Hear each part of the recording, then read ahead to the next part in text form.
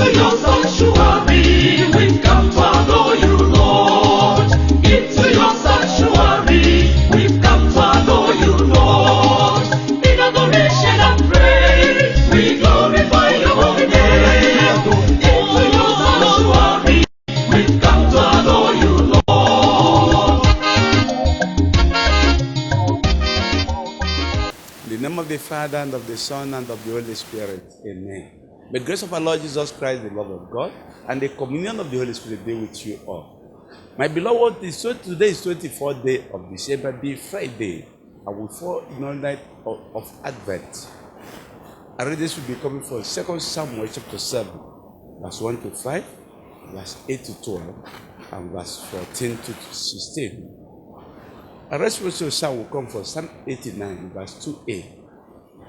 Our gospel message will come from Luke Gospel chapter 1, verse 67 to 79. The theme of our message today is promises fulfilled. We're in the period when we are waiting for the promises made to us and prophecies prophesied for us will come to fulfillment. You can see in the 2 Samuel chapter 7, when David had dwelt in his house of cedar,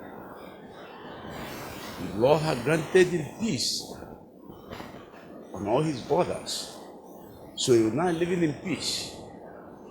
So in his peaceful moment, David began to look around and said, see, I'm living in house of cedar, but the ark of the Lord is in the tent. The God prophet Nathan said, look, whatever you desire to do, God loves you. And you know what to do. Go on and do whatever your heart tells you to do. Build the house of the Lord. But the same night, the message of the Lord came to Prophet Nathan, and he went back to David.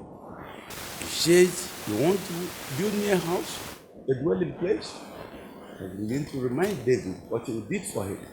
And he was a shepherd of sheep, flocks, where he bred him, the king of Israel, the prince of the Israel.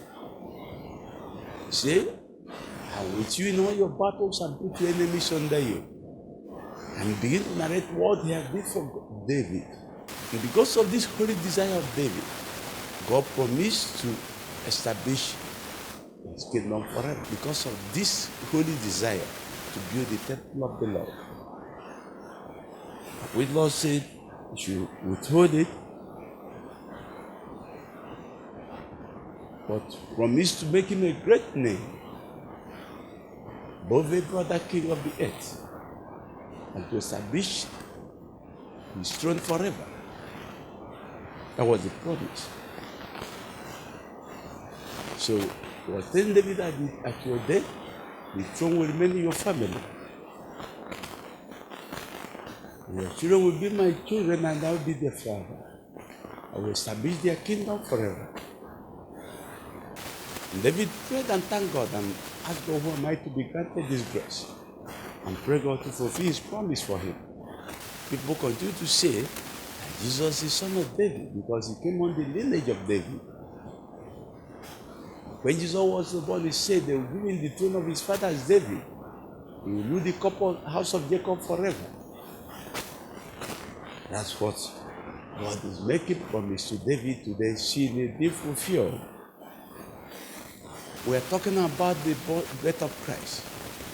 And the fulfillment of the promise to David that the kingdom will remain in his family. The children will be on the throne forever. And for Zechariah, father of John, God promised to give him a son, which he doubted. Eventually, a son was given to him as promised by God. That the birth of this son, he was not talking. He couldn't hear, he couldn't speak. The tongue was deaf and dumb. Then, when asked him what the name would be given to this son, he wrote John. And immediately he wrote the name John. His ears opened, the tongue loosened, and he started praising God. And today, we are seeing that he was filled with the Holy Spirit. And he started praying. And the Spirit directed him. I said this Benedictus, which is a marvelous prayer in the scriptures. revealed so many hidden things. But God has fulfilled the promise in it.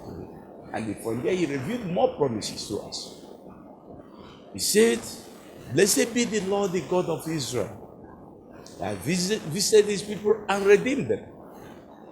And sent for us a Savior from the house of David, his Savior, as he promised by the list of his prophets of old, as the promise oath he took to Abraham, that free from fear and safe from the hands of our foes, we might serve him in holiness and righteousness all the days of our life." So a Savior that will free us from our foes, from all who hate us, so that we will live for him and him alone, serving him in holiness and righteousness all the days of our life. That's the Savior that will come. That's the Jesus we are waiting for.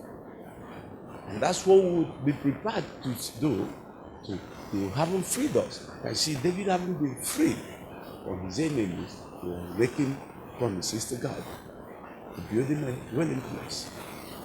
Now he said, when we are free from our foes, from all who hate us, from our enemies, then we'll serve him in holiness and righteousness all the days of our life in his presence.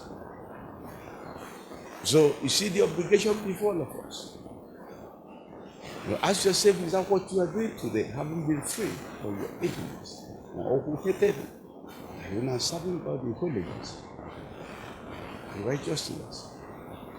When he had said this, he went on and looked at his little child, a bouncing baby boy, the first fruit of his fatherhood.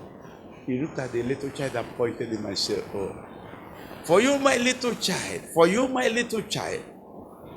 you shall be the prophet of the Most High." He started prophesying that the little child should be the prophet of the Most High. He said, "You go ahead of the Lord to prepare his way before him." He said, by forgiveness of their sins, he's going to forgive the sins of the people to prepare them for the coming of the Lord. That's the prayer Zechariah prayed. He goes on to say, "The light from on high will shine on the people, so that people in darkness will not have light." And that is the prayer and the prophecy of Zechariah. The promise of God to him that he will have the Son has been fulfilled. And he prophesies on the Son and prophesies on the coming of the Messiah of God, messenger of God. So you can see the promise made to David is fulfilled in Christ, and the promise made to Zechariah fulfilled in John, who is the messenger of Christ.